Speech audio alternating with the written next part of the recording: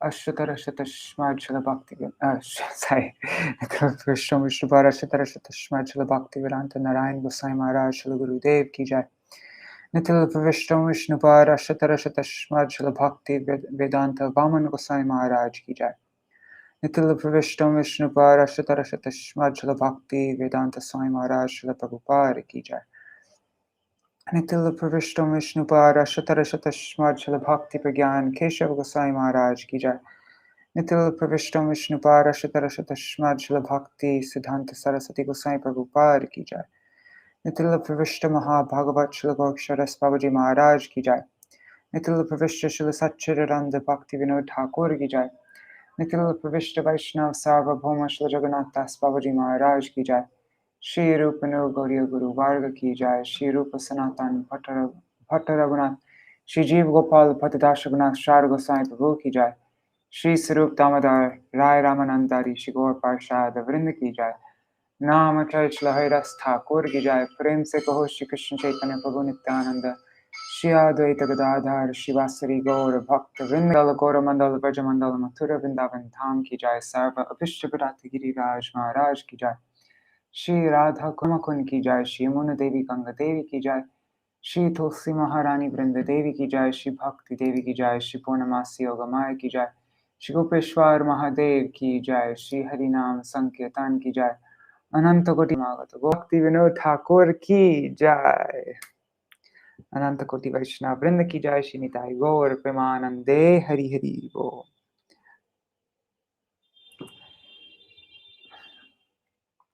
Haribol. So I just realized I haven't even started thinking about the Gaudiya Kirtan posting tomorrow.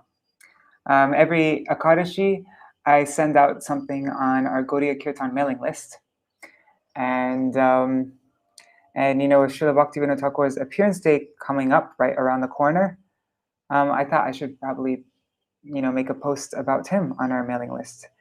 But right now, I mean, there's so much to say, and like it's a little bit like too much, you know, overwhelming. But I thought if we go to our acaryas words, then maybe we can find some things. And yeah, usually the Gaudiya Kirtan postings, I'll just find different quotes and I'll put them in a certain order, and then maybe I'll write some things in between. And so I thought, since I'm reading these, I might as well just read them out loud so other people can hear if they want to hear. So if there's anything that you know really stands out to you, you can mention, and maybe it will go in the Gaudiya Kirtan article. This time I'm not going to have so much time to put give on the Gaudiya Kirtan article, actually, because yeah, there's just a lot going on right now for me. But it changes backgrounds.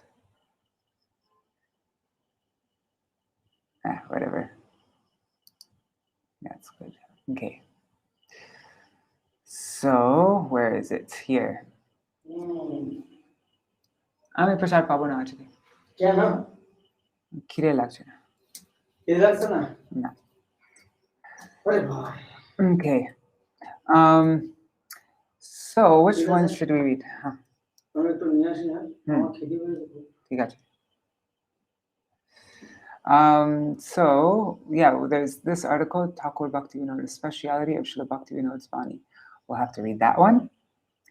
Manobhishta of Srila Bhaktivinoda Thakur. Okay, maybe we can go through this one also of my Param Gurudev, the life precepts and contribution of Satchidananda Srila Bhaktivinoda Thakur.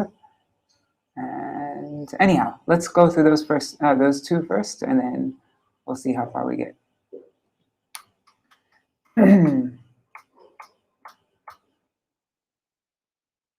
Oh, one second. Let me just mention I have a little WhatsApp group, and I tell people when I'm going live. I went live.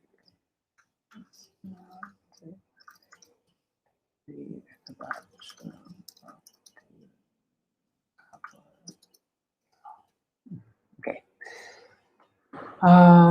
So this is Ṭhākura Bhaktivinoda, a speciality of Srila Bhaktivinoda Thakur's Vani. And let's see, when this was published in The Harmonist, so this is written in English originally, in 1931. So this isn't even a translation, it's directly Srila Prabhupada's words. Srila Bhaktisiddhanta Saraswati Prabhupada's words. Okay. So his specific kindness to those engrossed in all kinds of mental speculation.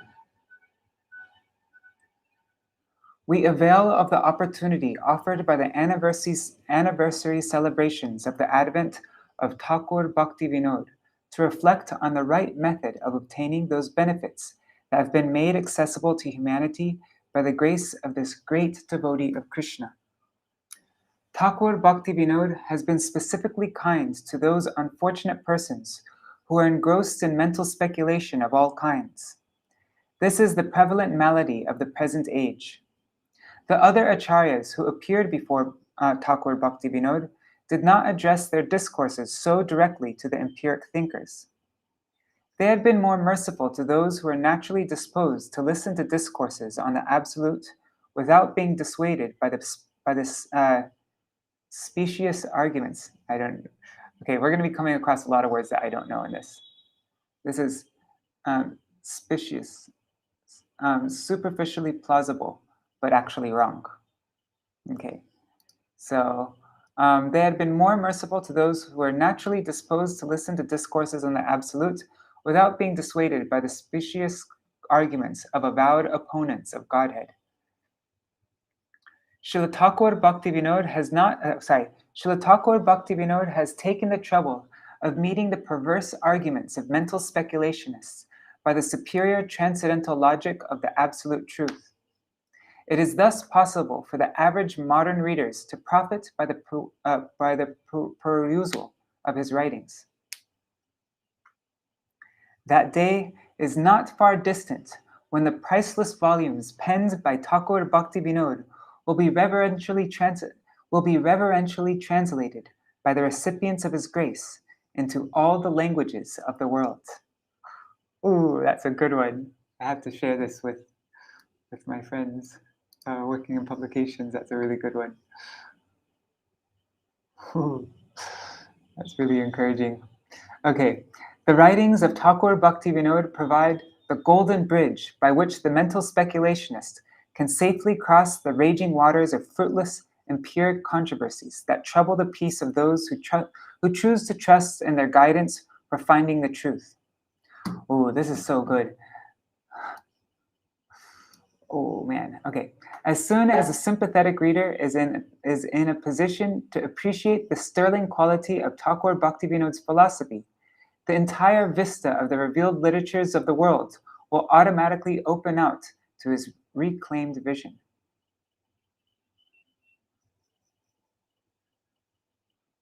Oh man, okay, I'm gonna just save parts that are that really stand out to me, and I really don't need to go through this a second time. What the heck? 1 second. There. It is not possible to understand the message of Ṭhākura Bhaktivinoda without securing his guiding grace. There have, however, already arisen serious misunderstandings regarding the proper interpretation of the life and teachings of Srila Ṭhākura Bhaktivinoda. Those who suppose they understand the meaning of his message without securing the guiding grace of the acaryas are disposed to unduly favor the methods of empiric study of his writings. Okay, this is how we don't approach Srila Bhaktivinoda Thakur's writings. Those who suppose they understand the meaning of his message without securing the guiding grace of the acharya are disposed to unduly favor the methods of empiric study of his writings. This is so relevant for this time. Oh my God, okay. There are persons who have got by heart almost everything that he wrote without being able to catch the least particle of his meaning. Bam. Such study cannot benefit those who are not prepared to act up to the instructions lucidly conveyed by his words. Oh, this is another good one.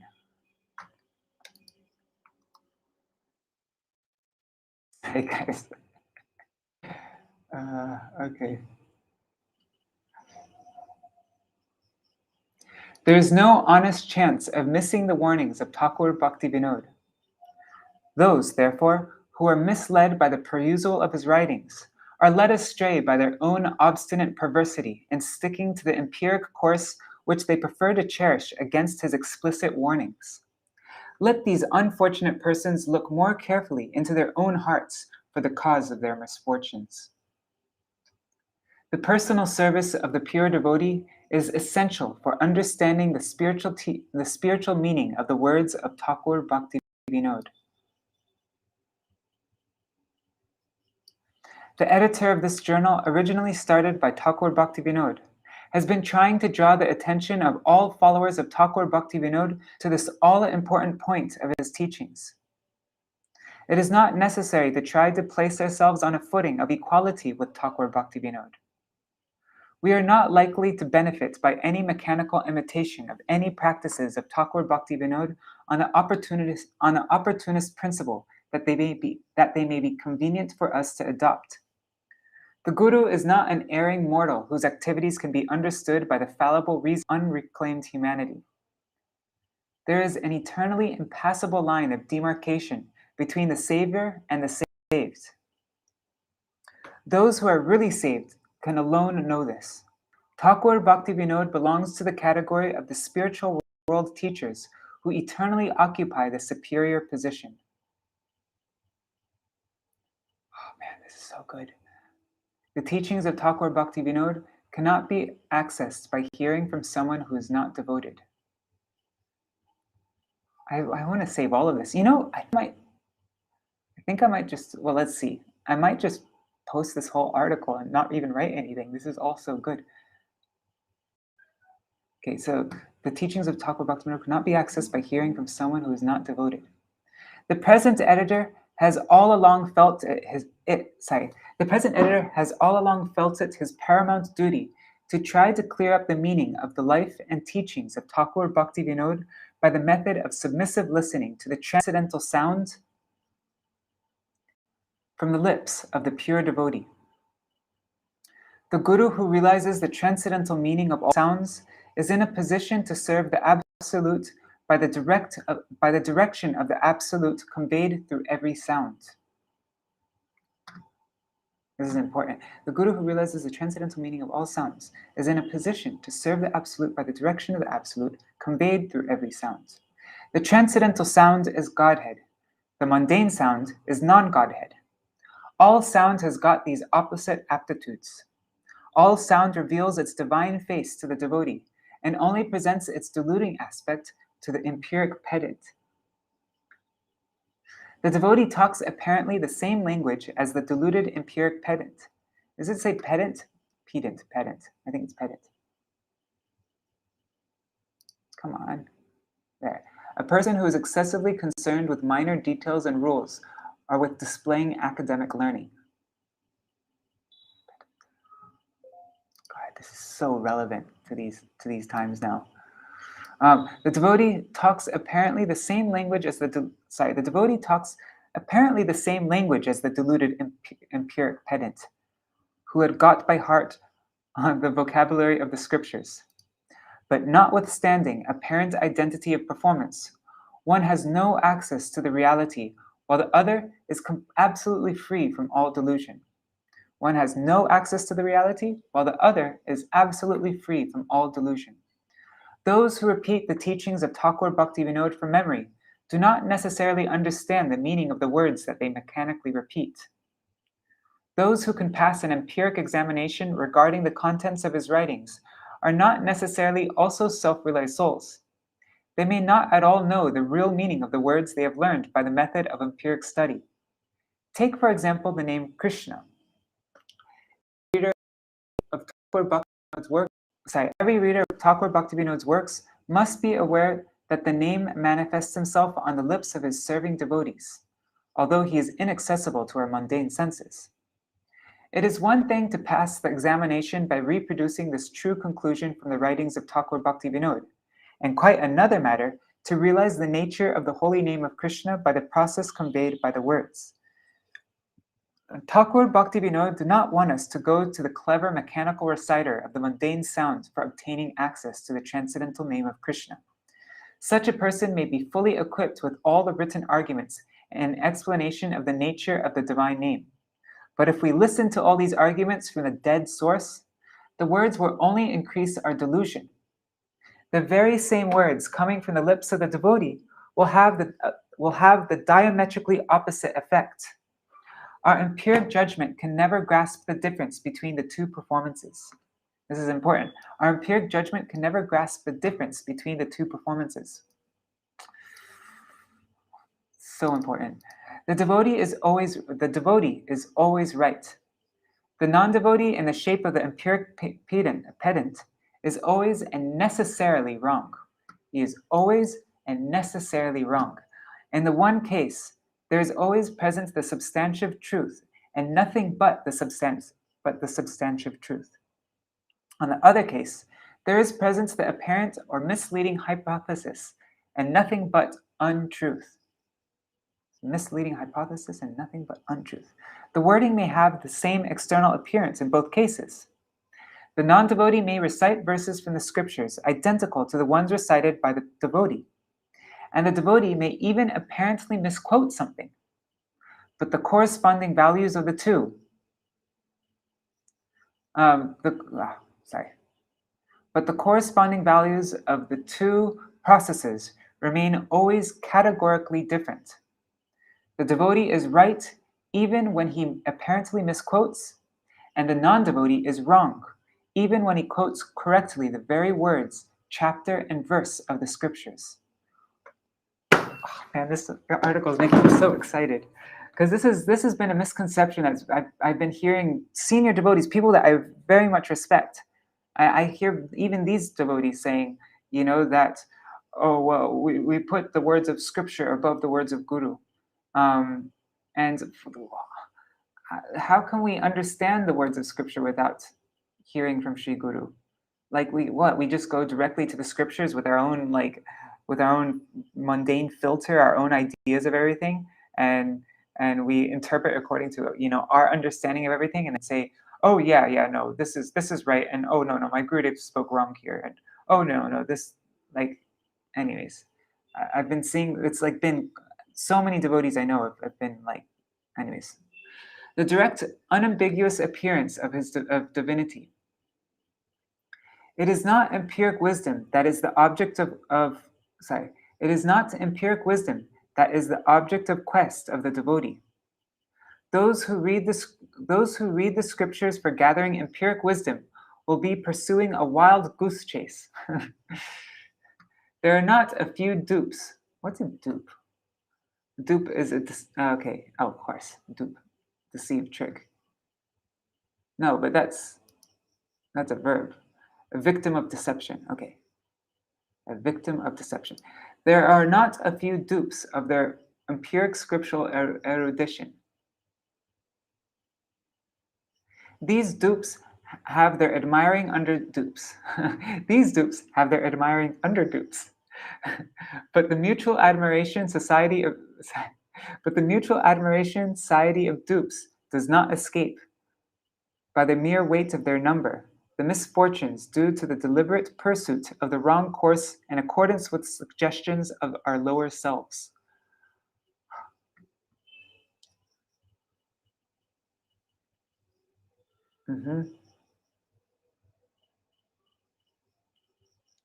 What are the scriptures? They are nothing but the record by the pure devotees of the divine message appearing on the lips of the pure devotees. The message conveyed by the devotees is the same in all ages. Oh God, this is so good. The words of the devotees are ever identical with the scriptures. Any meaning of the scriptures that belittles the function of the devotee, who is the original communicant of the divine message, contradicts its own claim to be heard. Those who think that the Sanskrit language and its lexicographical sense is the language of divinity are as deluded as those who hold that those people are as deluded as those who hold that the divine message is communicable through any other spoken dialects. Wait.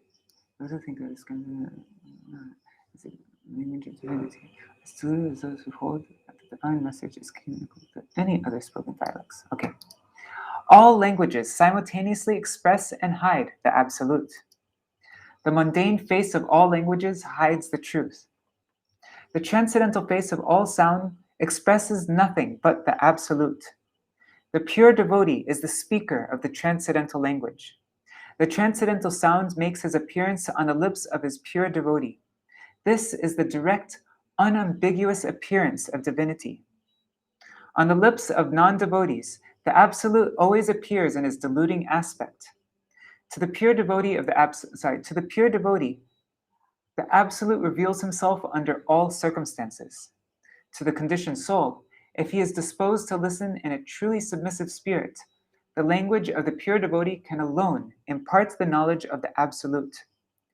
The conditioned soul mistakes the deluding for the real aspect when he chooses to lend an ear to the non-devotee. This is the reason why the conditioned soul is warned to avoid all association with non-devotees. His teachings demolish the empiric method of approaching the absolute. Ṭhākura Bhaktivinoda is acknowledged by all his sincere followers as possessing the above powers of the pure devotee of Godhead. His words have to be received from the lips of a pure devotee. Srila Bhaktivinoda Thakura's words have to be received from the lips of a pure devotee. If his words are listened to from the lips of a non-devotee, they will certainly deceive. If his works are studied in the light of one's own worldly experience, their meaning will refuse to disclose itself to such readers. His works belong to the class of the eternal revealed literature of the world. I'm having a difficult time reading all of a sudden.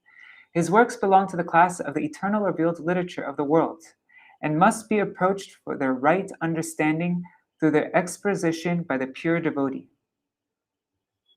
If no help from the pure devotee is sought, the works of Ṭhākura Bhaktivinoda will be grossly misunderstood by their readers. The attentive reader of those works will find that he is always directed to throw himself upon the mercy of the pure devotee if he is not to remain unwarrantably self-satisfied by the deluding results of his wrong method of study. The writings of Ṭhākura Bhaktivinoda are valuable because they demolish all empiric objections against accepting the only method of approaching the absolute in the right way. They cannot and were never intended to give access to the absolute without help from the pure devotee of Krishna. They direct the sincere inquirer of the truth, as all the revealed scriptures do, to the pure devotee of Krishna, to learn about him by submitting to listen with an open mind to the transcendental sound appearing on his lips. Before we open any of the books penned by Ṭhākura Bhaktivinoda, we would do well to reflect a little on the attitude with which, as the indispensable prerequisite to approach its study. Oh God, that's so good. Let me repeat that. Before we open any of the books penned by Ṭhākura Bhaktivinoda, we would do well to reflect a little on the attitude with which, as the indispensable prerequisite to approach its study. It is by neglecting to remember this fundamental principle that the empiric pedants find themselves so hopelessly puzzled in their vain endeavor to reconcile the statements of the different texts of the scriptures. The same difficulty is already in the process of overtaking many of the so-called followers of Ṭhākura Bhaktivinoda for the same reason. Okay. Only the Absolute can give himself. The person to whom the acharya is pleased to transmit his power is alone in a position to convey the divine message. This constitutes the underlying principle of the line of succession of spiritual teachers. The acharya thus authorized has no other duty than that of delivering intact the message received from all his predecessors. There is no difference between the pronouncements of one acharya and another. Oh God, I want to get this tattooed. All of them are perfect mediums for the appearance of the divinity in the form of the transcendental name, who is identical with his form, quality, activity, and paraphernalia. The divinity is absolute knowledge. Absolute knowledge has the character of indivisible unity. One particle of absolute knowledge is capable of revealing all the potency of the divinity. Those who want to understand the contents of the volumes penned by the piecemeal acquisitive method applicable to diluting knowledge available. Sorry, let me reread that. Those who want to understand the contents of the volumes penned by the piecemeal acquisitive method applicable to diluting knowledge available to the mind on the mundane plane are bound to be self-deceived. Those who are sincere seekers of the truth are alone eligible to find him, and to find him, that means the Lord, in and through the proper method of his quest. In order to be put on the track of the Absolute, listening to the words of the pure devotee is absolutely necessary. The spoken word of the Absolute is the Absolute. It is only the Absolute who can give himself away to the constituents of his power. It is only the Absolute who can give himself away to the constituents of his power. What's that verse? Nayamatma pravachanena labhyo name dayana bahunashritena. The Absolute appears to the listening ear of the conditioned soul in the form of the name on the lips of the sadhu. This is the key to the whole position.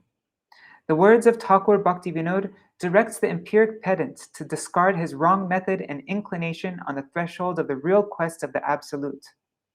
If the pedant still chooses to carry his errors into the realm of the absolute truth, he only marches by a deceptive bypath into the regions of darker ignorance by his arrogant study of the scriptures.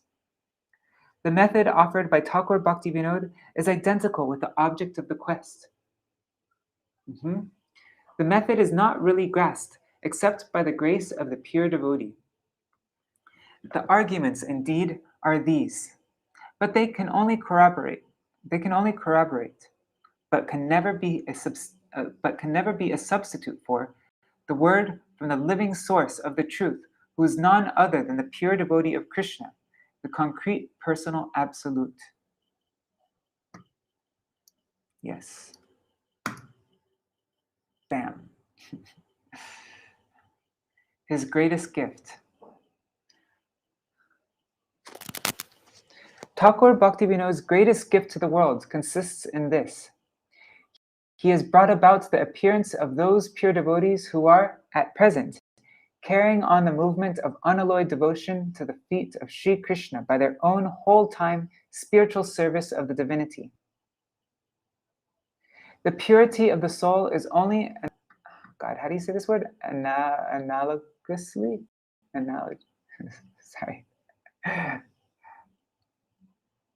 Analogously. Comparable in certain respects, typically in a way which makes clear the nature of the things compared. Okay. Got it. The purity of the soul is only analogously describable by the resources of the mundane language. Purity of the soul is only analogously describable.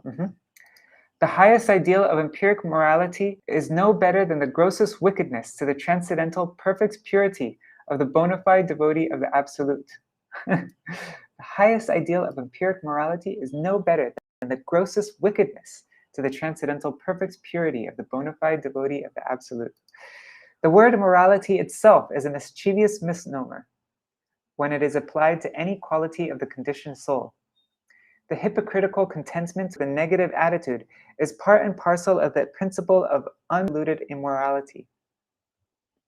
Those who pretend to recognize the divine mission of Ṭhākura Bhaktivinoda without aspiring for the unconditional service of those pure souls who really follow the teachings of the Ṭhākura by the method enjoined by the scriptures and explained by Ṭhākura Bhaktivinoda, in a way that is so eminently suited to the requirements of the sophisticated mentality of the present age, only deceive themselves and their willing victims by their hypocritical professions and performances.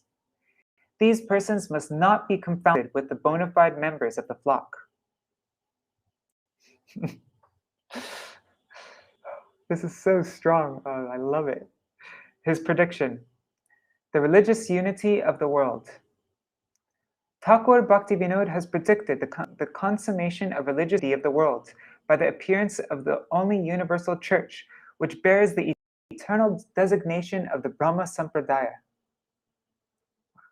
He has given mankind the blessed assurance that all theistic churches will shortly merge in the one eternal spiritual community by the grace of the Supreme Lord Sri Krishna Chaitanya.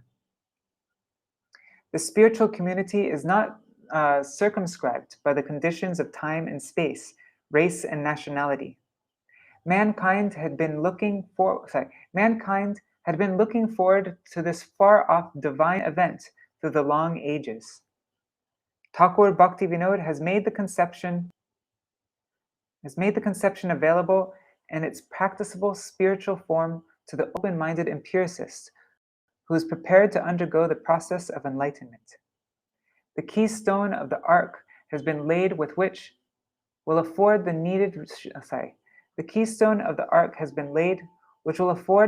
shelter to all awakened animation under its ample encircling arms. Those who would thoughtlessly allow hollow pride of race, pseudo-knowledge, or pseudo-virtue to stand in the way of this long-hoped-for consummation would have to thank only themselves for not being incorporated into the spiritual society of all pure souls. So strong.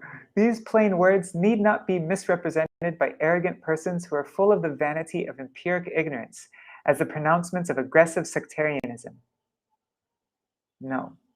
The aggressive pronouncement of the concrete truth is the crying necessity of the moment for silencing the aggressive propaganda of specific untruths that is being carried on all over the world by the preachers of empiric consciences for the amelioration of the hard lot of conditioned souls. What's amelioration? The act of making something better, improvement. Okay, so for the improvement of the hard lot of conditioned souls. Let me reread that because I didn't get that. The aggressive pronouncement of the concrete truth is the crying necessity of the moment for silencing the aggressive propaganda of specific untruths that is being carried on all over the world by the preachers of empiric contrivances for the amelioration of the hard lot of conditioned souls. Okay, got it now. The empiric propaganda clothes itself in the language of negative abstraction for deluding those who are engrossed in the selfish pursuit of worldly enjoyment. But there is a positive and concrete function of the pure soul which should not be perversely confounded with any utilitarian form of worldly activity. Utilitarian.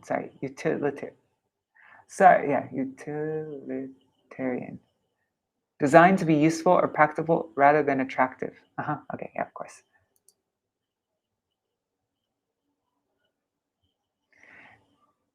Once again, there's a utilitarian form of worldly activity. Mankind stands in need of that positive spiritual function of which the hypocritical impersonalists are in absolute ignorance. The positive function of the soul harmonizes the claims of extreme selfishness with those of extreme self-abnegation in the society of pure souls, even in this mundane world. In its concrete, realizable form, the function is perfectly inaccessible to the empiric understanding. Its imperfect and misleading conception alone is available by the study of the scriptures to the conditioned soul that is not helped by the causeless grace of the pure devotees of Godhead. Its imperfect and misleading conception alone is available by the study of the scriptures to the conditioned soul that is not helped by the causeless grace of the pure devotees of Godhead. Boom! This is so good. From the Harmonist, December 1931, volume 29, number 6. published in Raise of the Harmonists, issue 19, number 2, Kartik 1998.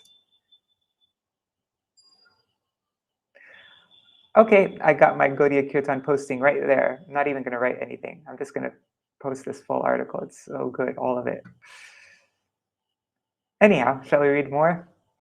Let's see if there's even anybody watching.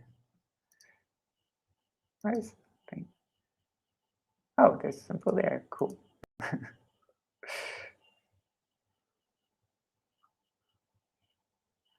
Contrivances. Okay. Tribe rhymes with thrive. Contrivances. Thrive. Contrive. Oh, contrivances. Okay, thanks.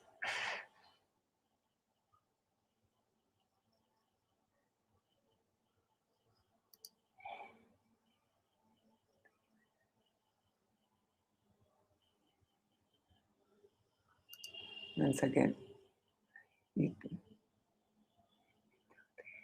Utilitarian alludes also to a kind of philosophy that assesses everything only by its outcome. Okay.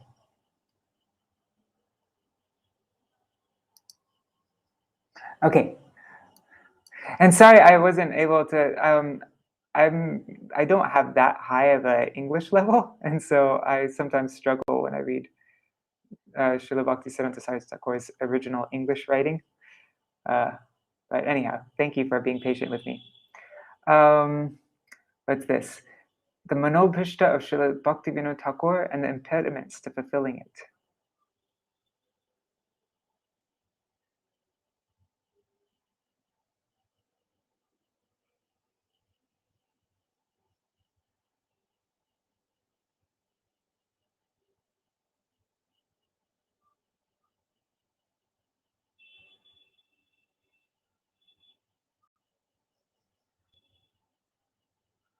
Okay, so let's read this one.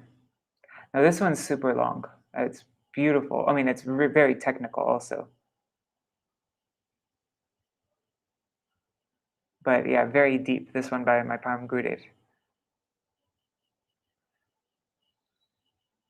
He also mentions the same point, though, as in the article that we just read by Srila Bhaktisiddhanta Saraswati Thakur. You know, all of our acaryas, actually, when they glorify Srila Bhaktivinoda Thakur, they always make this point. Like, this is a random place in the middle.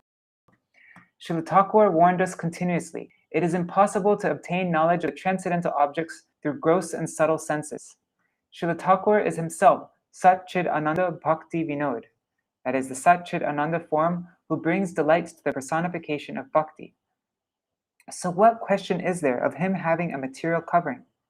It is completely impossible for the gross body with its external senses or the subtle body to approach him or comprehend his identity, and it would defy all logic to claim that they could.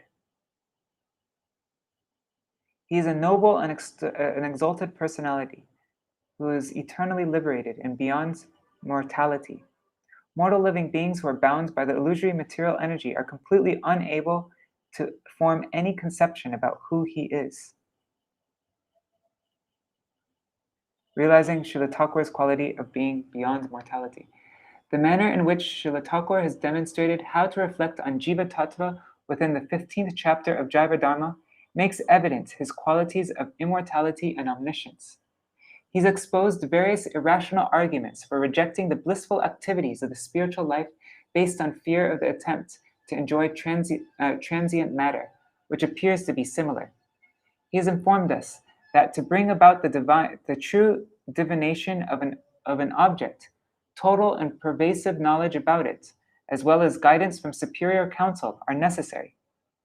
In this context, one may put forth the argument of seeing a pearl in an empty oyster shell and mistaking a rope for a snake to establish that the phenomenal world is a total falsity, but these contradict the fundamental axioms.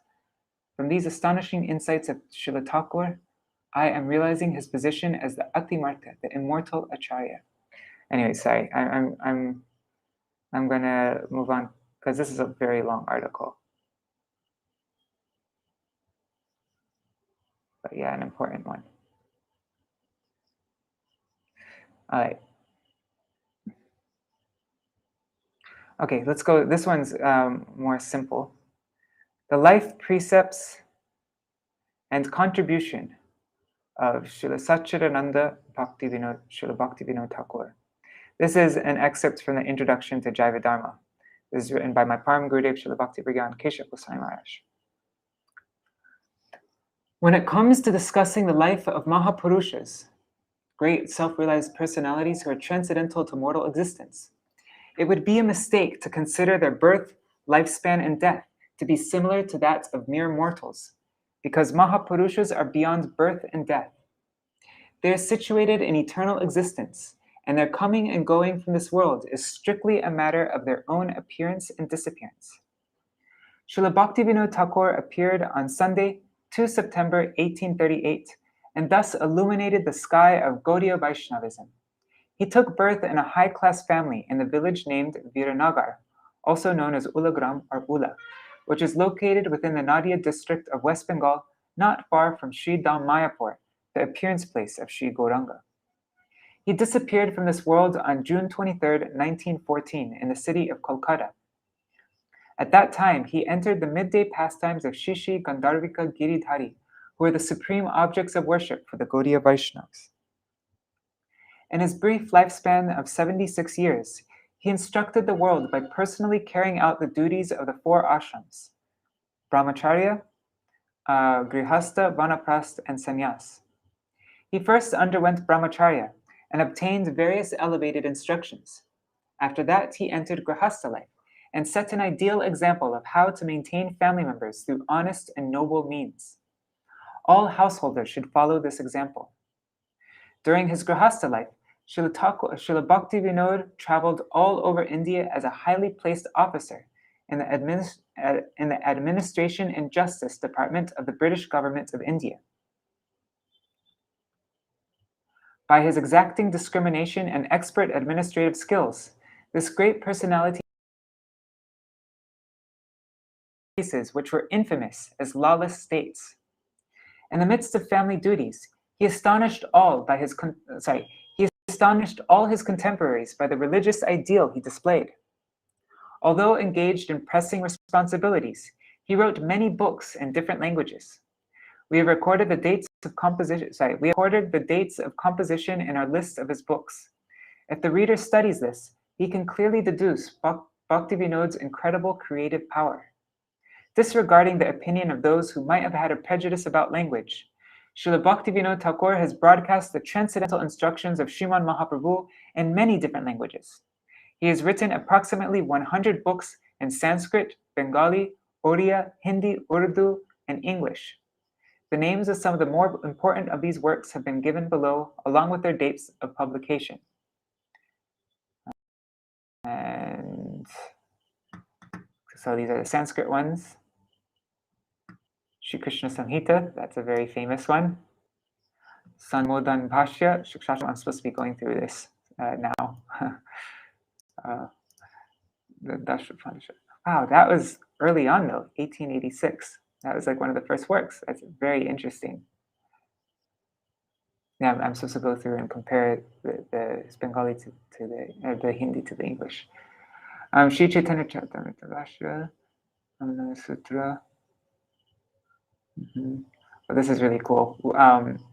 With Premananda Prabhu, we sang this every day on the Ganga, every morning. It's like 100 verses, I think, like 100 and something verses, and it goes through the entire life of Mahaprabhu from beginning end. It's like Chaitanya Charitamrita and Chaitanya Bhagavat just within one stotram. Bhagavat Arkamarichimala, that's a book that we're going to be working on eventually. I think Shantagiri is already working on that for GDP. And Sri Bhajanahasya, so that was one of the last ones, huh? Wait, I thought this said Sanskrit. Bhajanahasya isn't just Sanskrit though. I mean, it's Sanskrit verses, but then he writes Bengali like verses. Anyways, and Swanyam Pradashakam. Okay.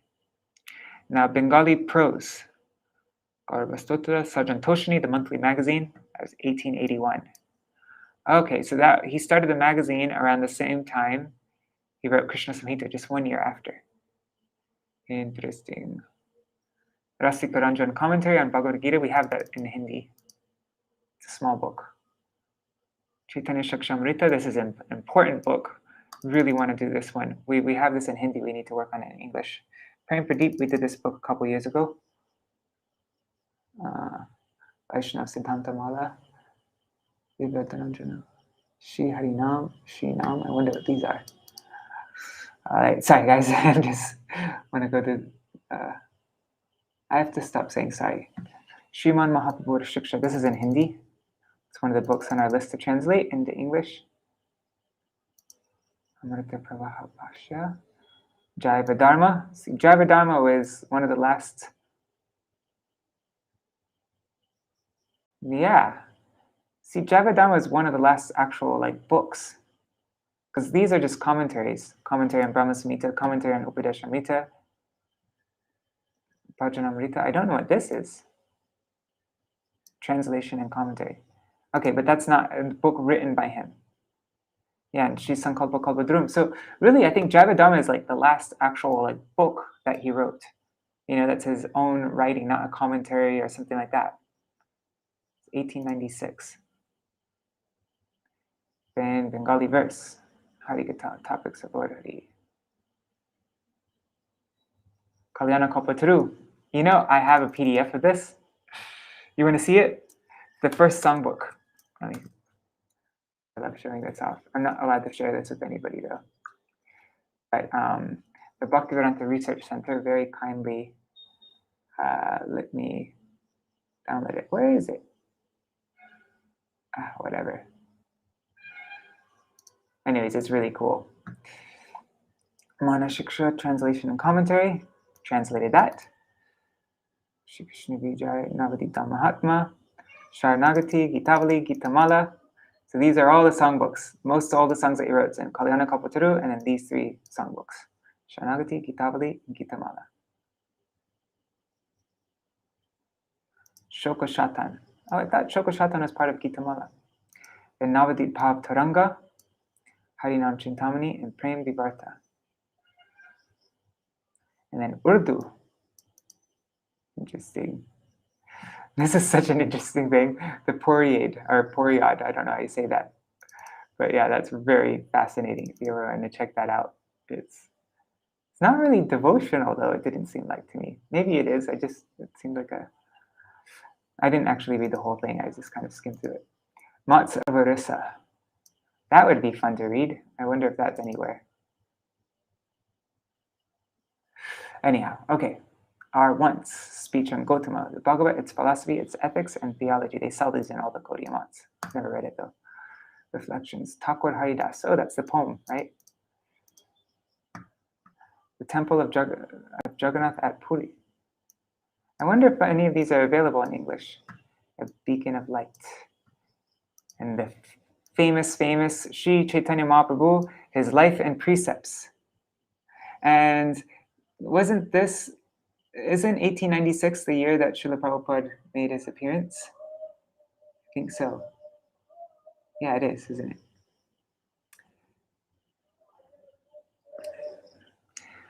So when one sees this list, one can easily infer that the author was a vastly learned scholar of many different languages.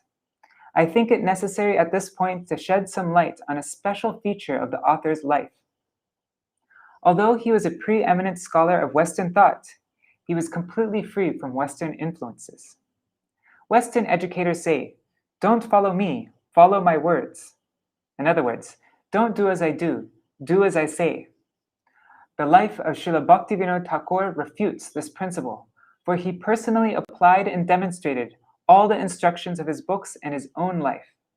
Therefore, his instructions and manner of bhajan are known as Bhaktivinoda Dhara, the line of Bhaktivinoda. There is not a single instruction in his books that he did not personally follow. Therefore, there is no disparity between his writings and his life, between his actions and his words. They are one in all respects. It is natural for readers to be curious to learn about a great personality who possesses such extraordinary character. Modern readers, in particular, who seek to know about any subjects, cannot have faith in an author's writings without being acquainted with him. After retiring from his government responsibilities, Srila Bhaktivinoda Thakur adopted the stage of Vanaprastha and intensified his spiritual practice. At that time, he established an ashram at Surabhi Kunj in Godrumadweep, one of the 9 districts of Navadweep. Srila Bhaktivinoda Thakur remains there and performed bhajan for a considerable time. Later, he accepted the life of an ascetic and stayed at Swananda Sukara Kunj, which is nearby. While residing there, he established the appearance place of Sri Chaitanya Dev and many other places of Gaur Leela. In this, he followed the example of Sri Chaitanya Mahaprabhu and his followers, the 6 Goswamis, who had discovered the birthplace and other pastime places of Sri Krishna. If Srila Ṭhākura Bhaktivinoda had not appeared in this world, the pastime places and instructions of Sri Gauranga Mahaprabhu would have disappeared from the world. The entire world of Gaudiya Vaishnavas will therefore remain indebted to him forever. It is for this reason that he has been awarded the highest honor in the Vaishnav community by being addressed as the 7th Goswami. This Mahapurush instructed the world both through the ideal example of his personal life and by writing books in many different languages. In addition, there is yet another unique gift that he bestowed, and it would be a display of ingratitude on my part if I neglected to mention this. Srila Ṭhākura Bhaktivinoda brought a great personality into this world. He brought a great personality into this world who was the commander-in-chief in propagating the Dharma revealed by Sri Chaitanya Mahaprabhu. This great personality is my beloved Gurudev, and he is renowned throughout the whole world as Jagat Guru, Om Vishnupad, Paramahansa Kula Chudamani, Ashtotarashata, Shishimad Bhakti Siddhanta Saraswati Goswami Ṭhākura. It was an incomparable and unprecedented accomplishment on the part of Shishimad Bhaktivinoda Thakur to bring this Mahapurush into the world. The Vaishnav community honors Srila Bhakti Siddhanta Saraswati Thakur with the shorter title of Srila Prabhupada, and hereafter I will also refer to the sublimely liberated Mahapurush as Srila Prabhupada. Srila Prabhupada appeared as Srila Bhaktivinoda Thakur's son and successor. Throughout the world, he raised the brilliant banner of the Sri Madhva Gaudiya Vaishnava Dharma, which was practiced and propagated by Sriman Mahaprabhu, Sri Chaitanya Dev. In so doing, he brought tremendous welfare and elevation to the religious domain. Even Western and Far Eastern countries like America, England, Germany, France, Sweden, Switzerland, and Burma were not deprived of his mercy. He established 64 Gaudiya Math preaching centers in India and around the world, and from these, he propagated the teachings of Sri Chaitanya. He also circulated all the books of Srila Bhaktivinoda Thakur and thus established his incomparable fame throughout the world. By the influence of time and the onslaught of the age of Kali, various types of corruption and false doctrines had infiltrated Gaudiya Vaishnava Dharma.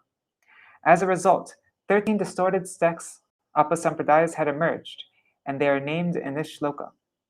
Aul Baul Kartabhaja Neda Dorveshasai Sahajya Sakibheki Smarta Jati Gosai Ati Bari Chuda Dhari Gauranga Nagari Tota Kohe E Teroho Sanga Nahi Kori. What's that? Anyways. Tota says that he will not associate with the 13 apasampradayas, Aul, Baul, Karta Bhaja, Neda, Darvesh, Sai, Sahajya, Saki Bheki, Smarta, Jati Gosai, Ati Bari, Chudadhari, and Gauranga Nagari. Srila Prabhupada significantly curbed the mischievous activities of these apasampradayas through his preaching and by publishing the books of Srila Bhaktivinoda Thakur. So this is from the English rendering of my Srila Gurudev's Hindi translation of Jaiva Dhamma, published by Bhaktivinoda Publications. There's this really cool article by Srila Sridhar Goswami Maharaj, where he talks about a dream that Srila Bhaktivinoda Thakur had when he came upon the court of Yamaraj, where Yamaraj himself was sitting with Brahma, Narad, and others discussing a point from a verse in Bhagavad Gita, Apichet Sudarat Charo.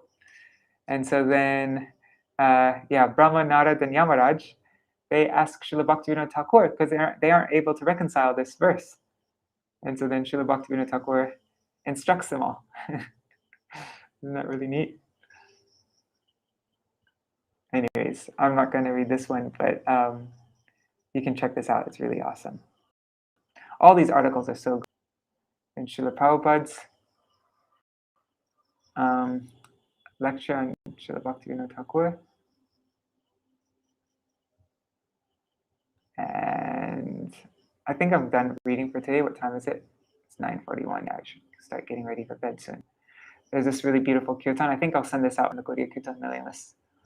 Kota Bhaktivinoda Shigora Swajan. Sing it like in the same way, like Kabe Haribol Shedi Namar. Yeah, this is a really beautiful song. I made a recording with John of us singing this one. There's in America. This is a really awesome article by Srila Vaman Goswami Maharaj. And what else?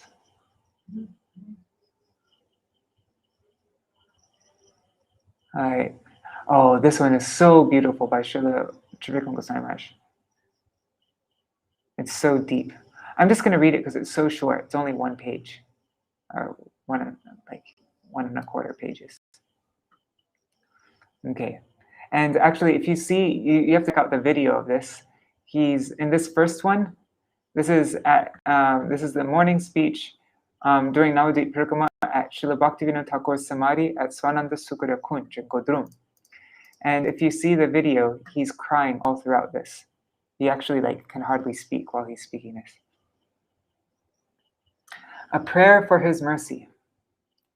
Although I am very unfortunate, at the same time, I am extremely fortunate because on the strength of the mercy of Sri Guru and the Vaishnavas, I am participating in this Dham Parikrama.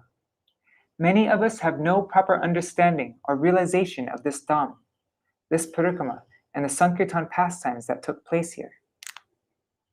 Did I mention this is Srila Bhaktivedanta Trivikram Goswami Maharaj? Yeah. So yeah, many of us do not have proper understanding or realization of this Dham, this Parikrama, and the Sankirtan pastimes that took place here.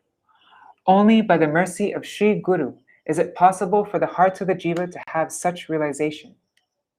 The great personality who has mercifully manifested the Sarup of this Dham before us is Satchidananda Bhaktivinoda Thakur.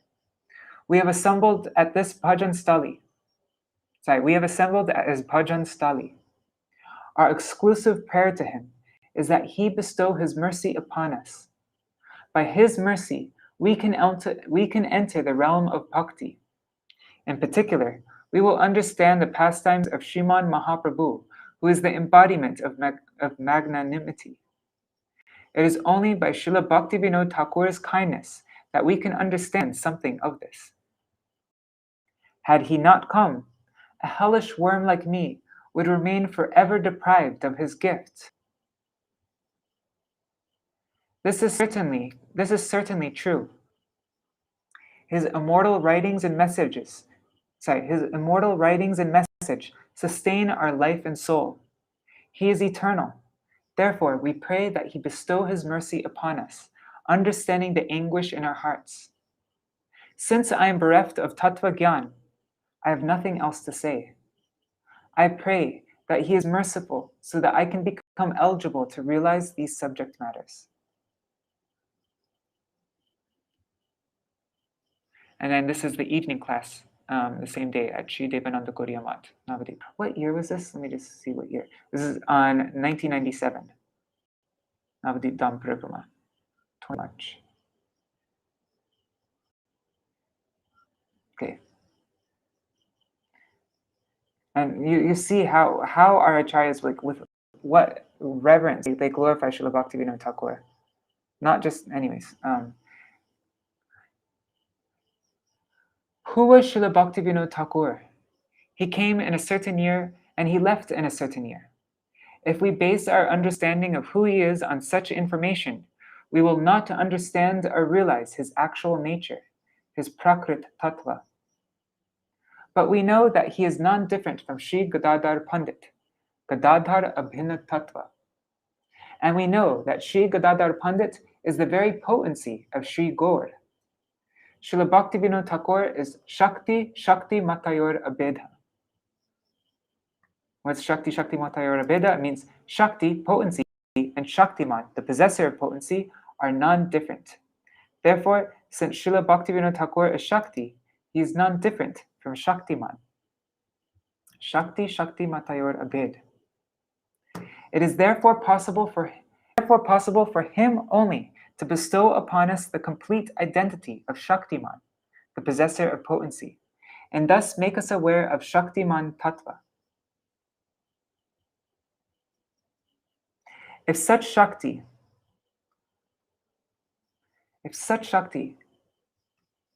the most intimate Shakti, the dearmost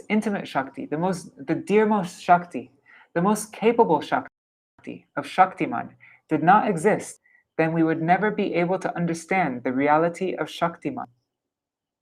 It was for this reason that Srila Bhaktivinoda Thakur came to inform this world of the intrinsic nature, or Sarup, of the Lord's potency, as well as the intrinsic nature of Shaktiman. It was not possible for anybody else to reveal this Gaura-dham and Gaura-tattva. Shri Bhagavan is non-different from his Shakti. There are so many Shaktis. Parasya Shaktir vividaiva shruyate. There's only one Parashakti, and this Parashakti has various manifestations. Shweta Shatar Upanishad 6.8.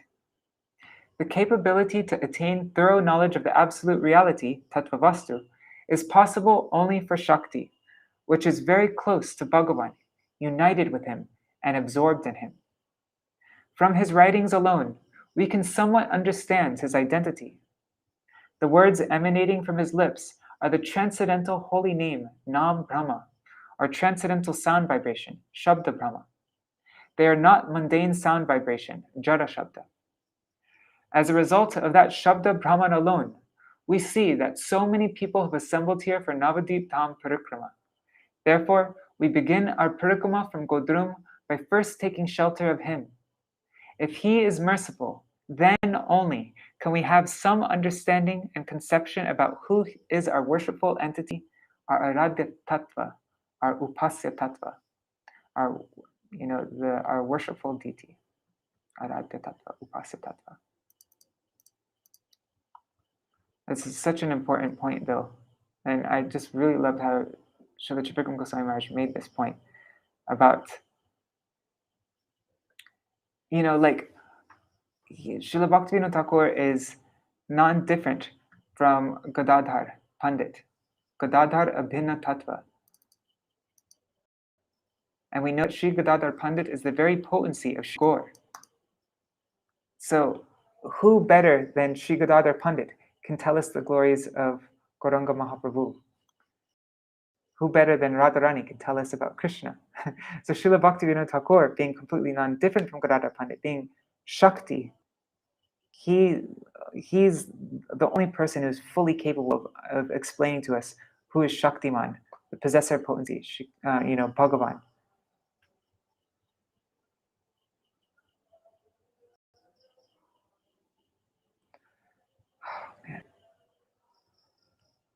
And then this class by my Gurudev in Aberystwyth, Wales. Okay, anyways, it's getting late. I'm going to end here. This is a really awesome article, though. I'll read this another time. And then there's another class by my Gurudev. Don't remember this one, actually. I don't remember what's in it. But anyways, I'll have to check that out later on. And then at the end of this magazine is the last Rays of the Harmonists that we ever published. It's in 2014, number 26. You can get it on purebhakti.com for free download. And these last 4 articles are so good. This one, Pratishtasha Varjan, relinquishing the desire for Pratishta, for recognition. And then article Matsarya, envy. I love the picture of Krishna Guru chose. And then Vaishnav Ninda, criticizing a Vaishnav. This is a really important article all on Vaishnav Aparad. I've read this here on Facebook a couple times. I mean, you have to see the contents of this and the context of this, but it's just an interesting thing. But yeah, you have to read the beginning part to fully not misunderstand this. But proper motive, there are 3 types of proper motive. Sorry, listen to this. Vaishnavas have no interest in performing such. Okay, let's see. We should consider that without the right motive, it is inappropriate to reflect, even impartially, upon the faults of any living being, what to speak of Vaishnavas. To blaspheme Vaishnavas is an offense, but even blaspheming other jivas is a sin. Vaishnavas have no interest in performing such a sinful act. However, provided one has the right motive, the scriptures have not condemned a careful critique of someone's faults. Proper motive is of 3 types. First type of proper motive is if the intention in analyzing someone's sins is to ensure that he attains his ultimate welfare, then such reflection is auspicious. If the motive behind reflecting on someone's sins is to benefit the whole world, then this is to be counted as an auspicious act.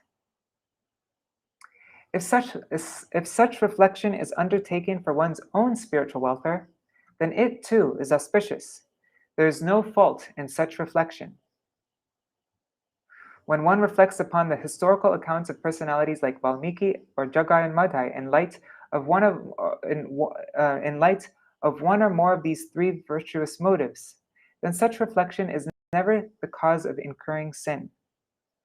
When a disciple humbly asks his spiritual master to instruct him on how to identify a Vaishnava, the spiritual master, the welfare of his disciple and of the whole world, explains that those who exhibit unholy behavior are non-Vaishnavas. He thus points out how to identify true Vaishnavas through antithesis. Antithesis.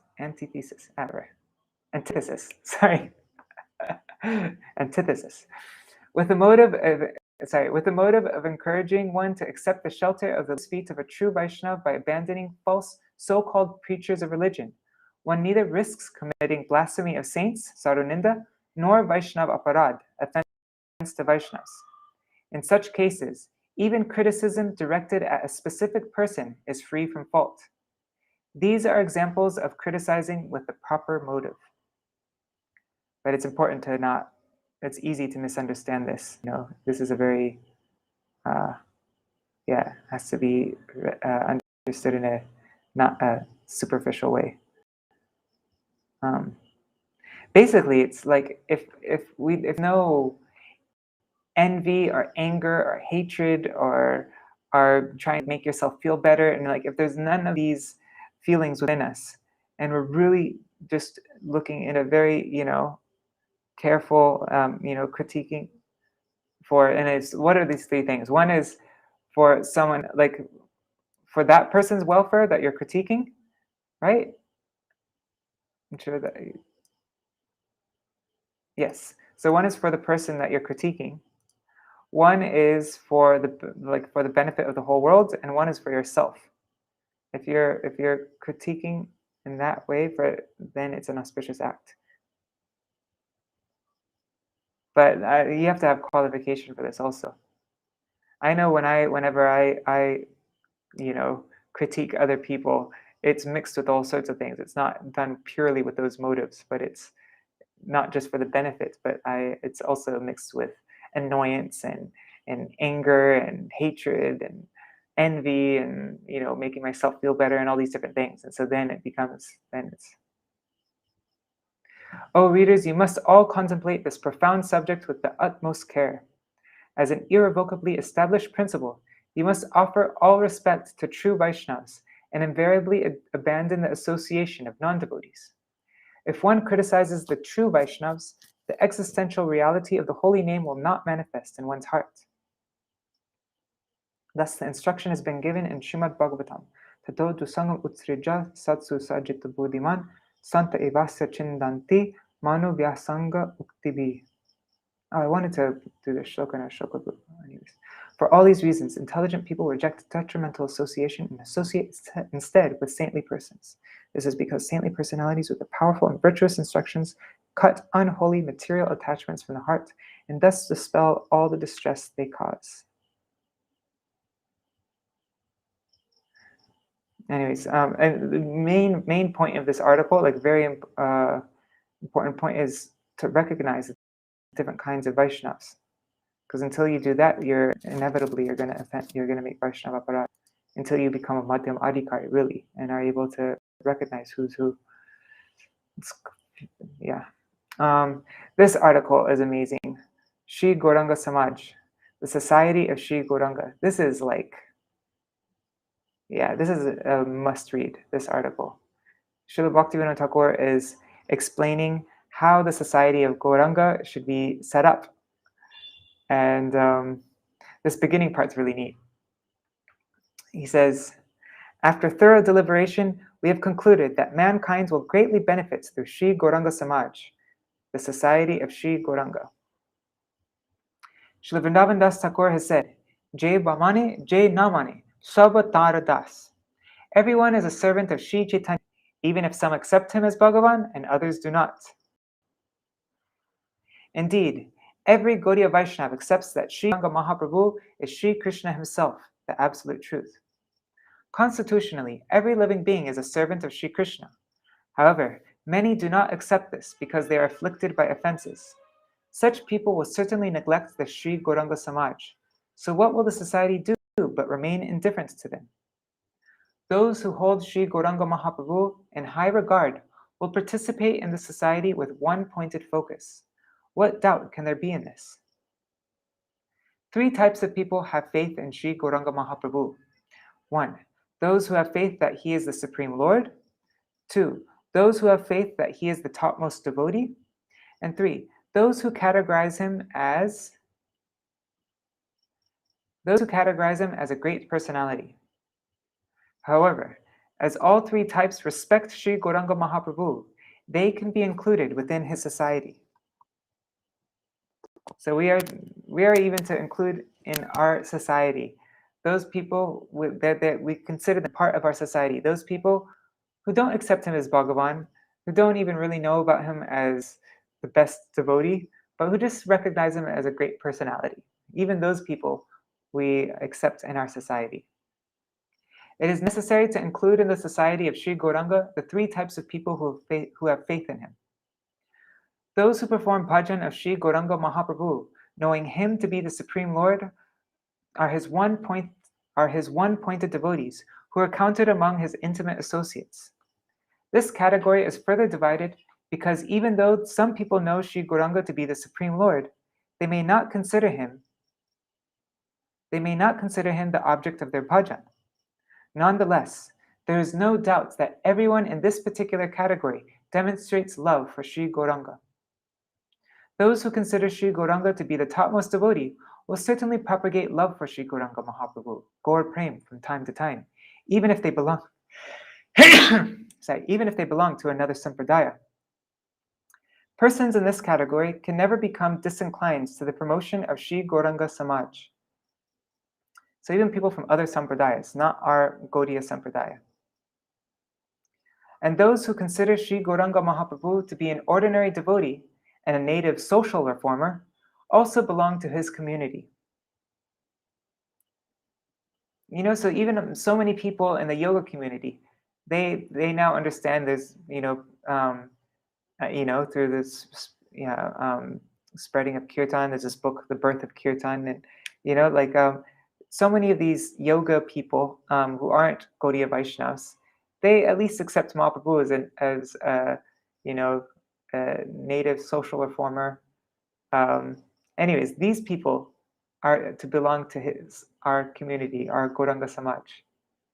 If the second and third categories are not included in the society of Sri Gauranga, then the society cannot be said to benefit the public at large. Taking care to bring them within the community of Sri Gauranga is thus an intelligent act. Accordingly, the conclusion is that the society of Sri Gauranga comprises of those great souls who hold Sri Gauranga as an ideal. And then Srila Bhaktivinoda Thakur talks about the first Grand Assembly, the first Gauranga Samaj with Prakashananda Saraswati in Varanasi and all the Mayavadi sannyasis. There's a picture. So there's the first Gauranga Samaj.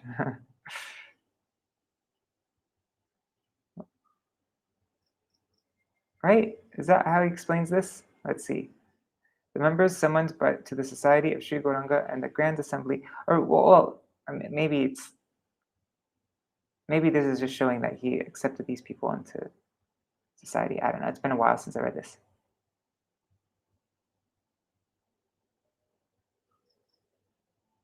Yeah, he is saying that.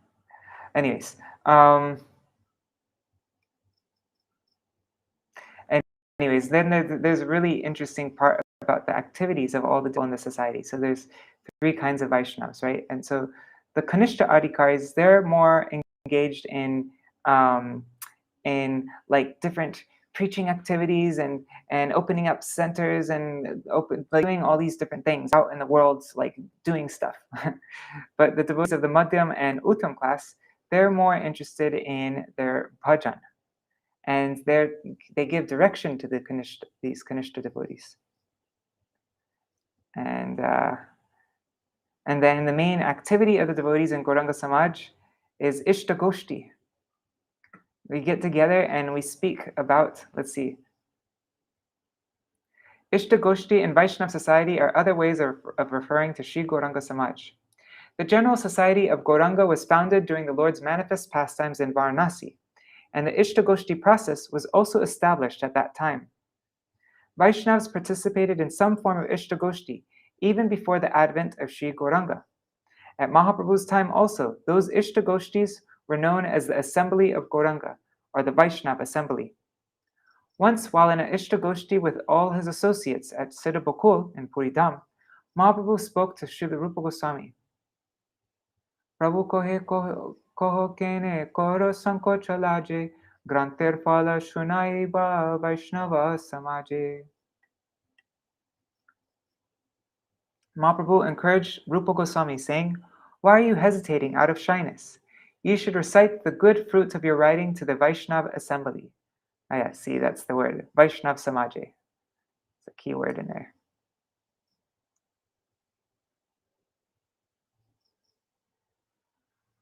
But I just thought it was interesting, like, Srila Bhaktivinoda Thakur gives prominence to Ishtagoshti. Like nowadays, it's more like there's just a preacher who goes around and then everybody sits and, a speaker speaks and everybody passively listens and then the program's over. But Srila Bhaktivinoda Thakur talks about Ishtagoshti, like where there's discussions, everybody gets together and they glorify all together. It's like more, anyways. Without the association of Shuddha Bhaktas, or pure devotees, there is no question of holding an Ishta Goshti. The word Ishta means desired subject, and Goshti means assembly. Those 2 words combine to form the term Ishta Goshti, which refers to an assembly of sadhus who are devoted to Shuddha Bhakti, or the practice of pure devotion. Shuddha Bhaktas are rare in this world, and therefore only a few Shuddha Bhaktas can be found in any single Ishta Goshti. Even a gathering of just 3 Vaishnavas constitutes an Ishtagoshti. This is described in Sri Chaitanya Charitamrita, Antilila 452. Prabhu asi pratidin milan dui jane Ishtagoshti Krishna Katha kohe kotokhane. Every day Sri Chaitanya Mahaprabhu would come to meet both Sri Sarup Damodar and Sri Rai Ramananda. And in their Ishtagoshti, they would discuss Krishna Katha for some time. So that's an Ishtagoshti, is when there's 3 or more Vaishnavas meeting together to discuss Krishna, speak Krishna Katha with each other. But a meeting of only 2 Vaishnavas is called a Krishna Katha Goshti. This is stated in Sri Chaitanya Charitamrita. Dui jana boshti Krishna Katha Goshti koila, panditera sanatana dukkha nivedila. When Jagadananda Pandit and Sanatan Goswami sat together for a Krishna Katha Goshti to discuss Krishna's pastimes, Sanatan Goswami submitted to Jagadananda Pandit the cause of his sorrow. So Ishta Goshti means 3 or more, and Krishna Katha Goshti means just 2 people speaking. I think it's so neat how there's specific terms for that. Gauranga Samaj is universal. Okay, I should end now. But yeah, this article is really good.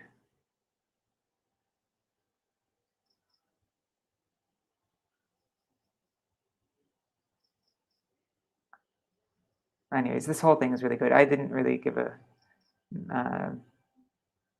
yeah, anyways. Well, I'll have to read these articles sometime, maybe. And then this is such a beautiful Ashtakam. This is how the book ends. Shri Godrum Chandra Bhajan Upadesh. I translated this one. It's, yeah, this is one of my favorite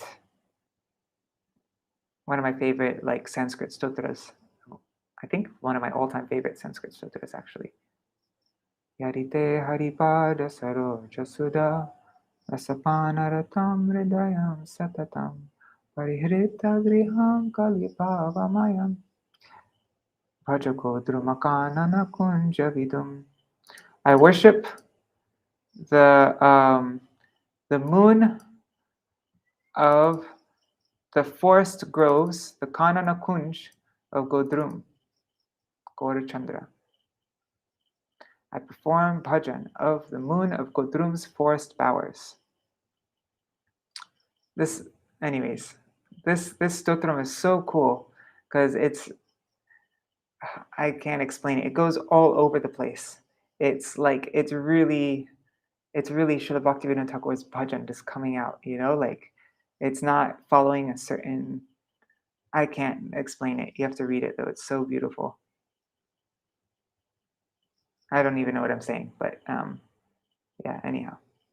Oh, and then it ends with Vishabhanu Sutta, this song. Yeah, this magazine's so good. Neela did this painting for the Gaudiya Kirtan for me. All right.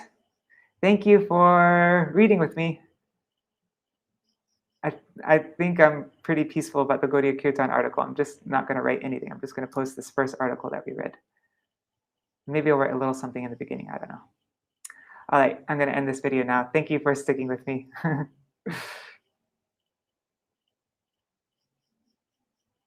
That's awesome. Yes, we need more of this kind of thing. Raja Prabhu tries hard to solicit reflections and discussions. Yes, that's really important. All right. Hare Krishna, Krishna Krishna, Hare Hare. Hare Rama, Rama Rama, Hare Hare, Hare Krishna, Krishna Krishna, Hare Hare, Hare Rama, Rama Rama, Hare Hare. Nitai Gaur Haribol, Haribol, Haribol, Nitai Gaur Haribol, Nitai Gaur Haribol, Haribol, Haribol, Nitai Gaur Haribol. I think it's number 27. Let me just check. It's number 26. 2014, number 26. Yeah, I'll just put this on the screen so you can see the last Rays of the Harmonists that we published. All right, Rays of the Harmonists, number 26, 2014. You can find it on purebhakti.com. If you just type in Rays of the Harmonists, number 26 in Google search, it will probably be the first thing that comes up. All right. Jai Shri Guru Gauranga Gandharvika Giridhari Shri Radha Vinod Bihari Ju Ki Jai, Shri Govinda Gopinath Maran Mohan Ju Ki Jai, Nitila Pravishtam Vishnupad Ashtara Shatashmad Srila Bhaktivedanta Narayan Gosai Maharaj Srila Gurudev Ki Jai, Nitila Pravishtam Vishnupad Ashtara Shatashmad Srila Bhaktivedanta Vaman Gosai Maharaj Ki Jai, Nitila Pravishtam Vishnupad Ashtara Shatashmad Srila Bhaktivedanta Sai Maharaj Srila Prabhupada Ki Jai, Nitila Pravishtam Vishnupad Ashtara Shatashmad Srila Bhakti Pragyan Keshav Gosai Maharaj Ki Jai, Nitila Pravishtam Vishnupad Ashtara Shatashmad Srila Bhakti Siddhanta Saraswati Gosai Prabhupada Ki Jai, Nitilapavishta Mahabhagavat Śrīla Gaurkishora Babaji Maharaj ki jai. Nitilapavishta Śrīla Satchidananda Bhaktivinoda Ṭhākura ki jai. Nitilapavishta Vaishnav Sarvabhauma Śrīla Jagannath Das Babaji Maharaj ki jai. Shri Rupanu Gaudiya Guru Varga ki jai. Shri Rup Sanatan Bhatta Raghunath Shri Jiv Gopal Bhatta Das Raghunath Shar Gosai Prabhu ki jai. Shri Sarup Damodar Rai Ramanandari Shikor Parshad Vrinda ki jai. Namacharya Śrīla Haridas Ṭhākura ki jai. प्रेम से कहो श्री कृष्ण चैतन्य प्रभु नित्यानंद श्री अद्वैत गदाधर शिवासरी गौर भक्त वृंद की जय। श्री क्षेत्र मंडल गौर मंडल व्रज मंडल मथुरा वृंदावन धाम की जय। सर्व अभिष्ट प्रदात गिरिराज महाराज की जय। श्री राधा कुंज श्याम कुंज यमुना गंगा तुलसी भक्ति देवी की जय। श्री हरि नाम संकीर्तन की जय। सप्तंग गोस्वामी भक्ति भागीरथी श्री सच्चिदानंद भक्ति विनोद ठाकुर की जय। अनंत कोटि वैष्णव वृंद की जय। समागत गौर भक्त वृंद की जय। श्री निताय गौर प्रेमानंदे हरि हरि बोल। वृंदाय तुलसी देवाय प्रियाय केशवस्य च कृष्ण भक्ति प्रददेवी सत्यवताय नमो नमः। वंचा कल्पतरुभ्यश्च कृपा सिन्धुभ्यैव च पतितानां पावनेभ्यो वैष्णवेभ्यो नमो नमः। Dandavat pranams, dear devotees. And just a little announcement, well, not a little announcement, a very big announcement I want to give. On the 18th, at what time? I don't actually know. Well, it's 8:30 India time on the 18th. There's going to be a very groundbreaking historical presentation of Srila Bhaktivinoda Thakur's teachings. And there's been some controversy that is that's been happening recently.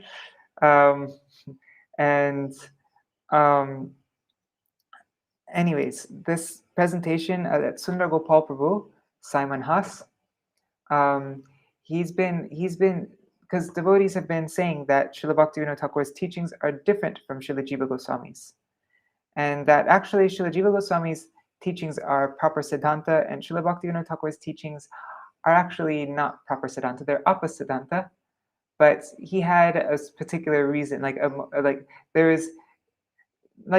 saying that Srila Bhaktivinoda Thakur is at fault. They're just saying that he had to deploy some kind of preaching strategy, or some, what is the words? Anyways, so he was teaching us Apasiddhanta for some reason. And so Sundar Gopal he's actually basing his PhD is on this topic, and he's been studying this for years now, and he's just embarked on a 6-year, 6-year journey and on this subject. It's the subject of his PhD, and he's going to be revealing some of these amazing findings that nobody's really found and looked into in depth before. So this is all new stuff coming out. And he's sharing this on Srila Bhaktivinoda Thakur's appearance day, even though it would be better for him to save it and keep it just to use in his thesis or his dissertation.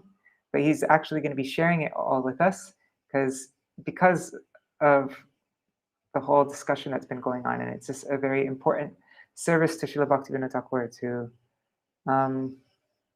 protect the dignity of his teachings and of our acaryas who've been we're all coming in the Bhaktivinoda Dhara. And so to defend and protect these pure teachings of Srila Bhaktivinoda Thakur, Sundar Gopal Prabhu is going to be showing how Srila Bhaktivinoda Thakur and Srila Jiva Goswami were saying exactly the same thing, and they never disagreed with each other, and he wasn't just giving us some, anyways, I've spoken enough, but yeah, can't miss that. Have to put that on your calendar. It's going to be really amazing. All right. Dandavat pranams. Thank you for reading with me. Jai Shri Radhe. Haribol. Yes. Haribol.